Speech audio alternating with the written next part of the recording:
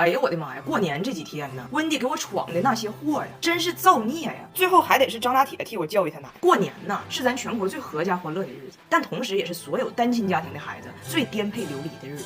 我们的父母对于我们到底爱谁更多一点，平时也不这么计较，但是过年的时候那是锱铢必较的。比如今年大年30，我是要下午去我姥家跟我姥家人吃饭，然后要转场去我奶家，最后呢吃完饺子接完神还要回到我妈家陪我妈睡觉。这中间每一次的转场都需要精准的动态时机观察以及完善的谎言借口储备。但是温迪呢啥也不懂，你编的啥谎言他都给你戳穿了。我们下午不是先跟我姥家这边跟我妈吃饭吗？我看吃差不多了，开始要打包了，我就跟我妈说，我说我奶那边今年就比较特殊，这么大岁数了没有人陪过年，我咋的我得过去一趟，完我很快就回来啊。我妈瞟我一眼说，你要走你悄没声走，你别让人看着。我说妈，我以前带1个加拿大胖子都够扎眼的了，现在带4个，还有2串，如何能离开的悄无声息？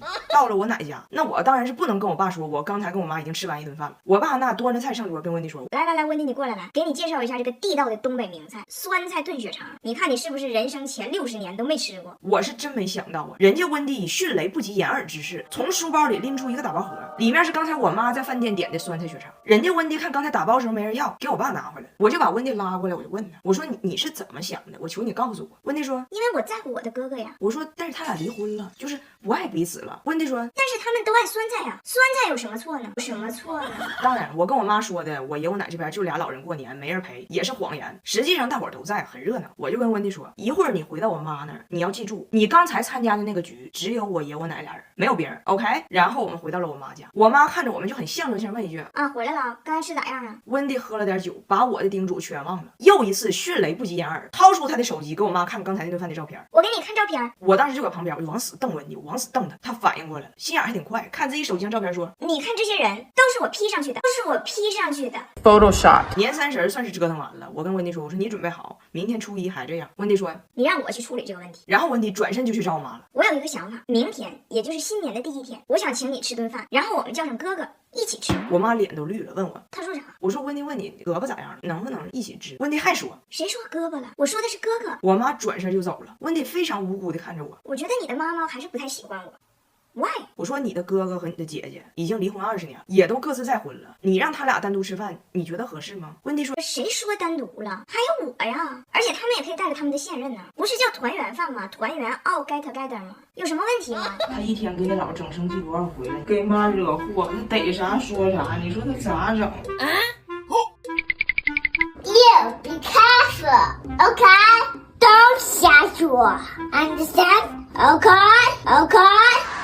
你们俩别说话了。这个家呀，没有张大铁真得散。我带着我公公婆婆出来旅游，才1天，我公公现在说啥要找个中国老伴。我们先到了西安，因为我公公布莱恩想看兵马俑，我比他们晚到1天，我就把钱给温迪了，让他订。温迪觉得120块钱一张票太贵了，自己上网找了个兵马俑平替，门票20。第2天就给大伙全拉去了。到了地方，布莱恩就产生了第一个疑惑：这个世界闻名的景点咋没人呢？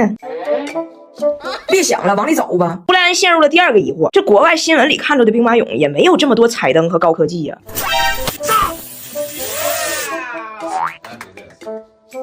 再往里走，布莱恩的第3个疑惑，这价值连城的兵马俑，导游竟然告诉布莱恩可以随便摸。这不会了，这太上课了。他们的头都是可以动的，因为是多放钱。我问的吧。到这儿，布莱恩彻底明白了，这都是温迪干的好事儿，这已经让布莱恩心里很不爽。但是还好，西安有很多好吃的，给布莱恩香完了。但是温迪非让布莱恩陪他吃啃某鸡。以前的布莱恩吧还会哄着，但是看完假兵马俑，布莱恩成了真爷们儿。头1天还顺从呢，今天突然鼓起勇气告诉温迪，我要吃凉皮儿。温迪说，我要吃炸鸡。你是我老头，我老头就要陪我吃我喜欢的东西。布莱恩说，要不你就换一下你喜欢的东西，要不你就换个老头。温迪气得扬长而去，自己吃鸡去了。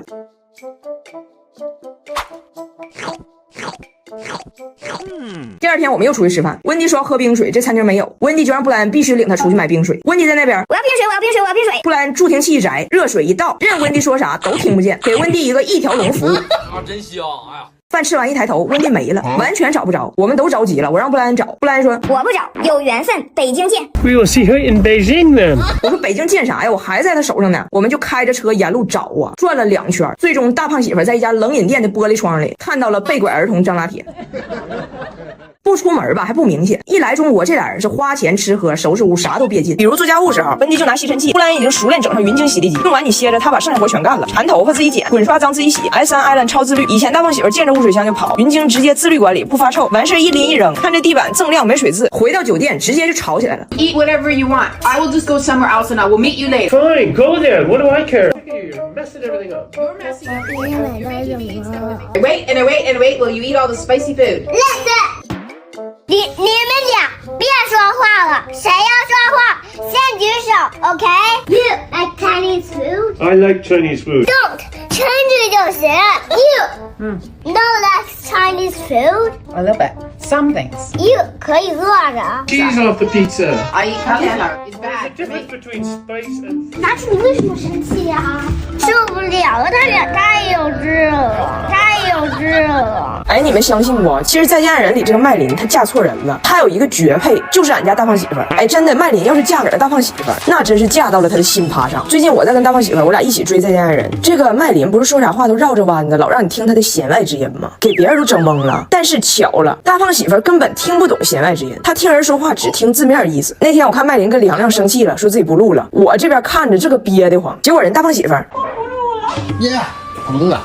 你为什么不开心？他要走了，他要走了。但说实话哈，大胖媳妇这个听人说话只听字面意思，完全不内耗这个特质，她只适合麦琳这种性格，因为她不会被她耗进去。但对我而言呢，她有点耗我，还耗张大铁。有很多时候哈，别人的这个弦外之音都得张大铁替他爸翻译。我妈最近在给自己装修新房子，然后那天俺俩跟我妈选电视的时候，我就跟大胖媳妇说，我说你就信我的，买最大的。我妈就是爱面子，爱排场，你就买最大的。大胖媳妇说，那电视也不是说越大就越好，咱得亲自问问我丈母娘说她到底要多大的。然后我们就给我妈打电话了，我妈是这么说的，反正你二姨家不就买个75寸的吗？75的吧，你老姨家整80多，气派是气派，但是吧，其实我还真是我不愿意跟他们攀比，挺老贵的，反正也是你哥和你小弟就非得给买嘛，说是尽份孝心。我确实就是我不比他们大2岁嘛，我就确实是我有时候在你老家看小电视，我就看着可费劲了，眼睛都干了。挂了电话，我转头问大胖媳妇，所以我妈需要什么？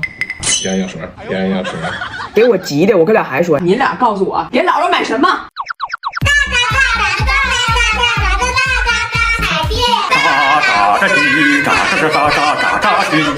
了，完了钱哪天？哦，对，完了钱。所以你看跟他有啥话就得直说。你看我妈念叨喜欢拍照，她说可以给我妈报班学摄影，我说你歇歇吧，快把小米15手机给我妈送过去，徕卡光学硬件素质拉满，拍出来的人一看气血就好，白里透红。AI 算法直男拍法也出片，跟苹果设备传照片都很方便，我都懒得跟大胖媳妇解释了，爱咋咋地吧。但我觉得可以让张大铁试一下，我说张大铁你能不能找个机会跟你爸唠一下，跟他说一说这个道理，就是人有的时候说的话是这样说的，但他意思是相反的。妈妈，你懂了吗？姥姥说它不要太大，意思就是它要最大。为什么？吃饭的时候，妈妈说咋不撑死你呢？妈妈是要撑死你吗？妈妈是说，你别撑死我。真的吗？真的，我看电视的时候，妈妈说你一直看啊，你别睡觉，明天也别上学。妈妈是让你不睡觉吗？不是，妈妈是让我睡觉。对啊，你想看电视？不是，你问妈妈要自行车的时候，妈妈说我看你像个自行车，是说你像自行车吗？对啊。为什么？因为妈妈说我像自行车。不对，妈妈说的是我像自行车。我像自行车。我是自行车。妈妈说我像自行车。你这都掉了。我像自行车。爱咋咋地吧。哼。